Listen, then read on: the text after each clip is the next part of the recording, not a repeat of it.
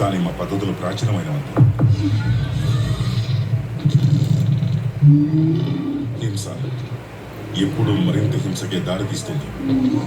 అది ఎన్నటికీ ఆగని ఒక విషవలయం. నేను చెప్పేది వినండి. ఆకాశవాసులు ఎప్పటికీ ఆగరు. ఆఖరి టొల్కుని చంపేంత వరకు దాడి ఆపరు.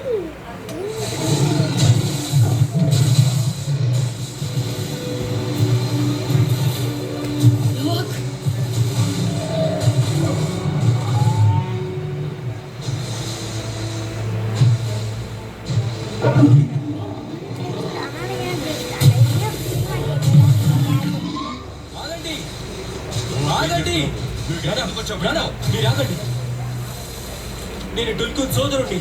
నాకు మాట్లాడే హక్కుంది. మాట్లాడుతుంది నిజం. అతను చెప్పేది వినండి. సిరియా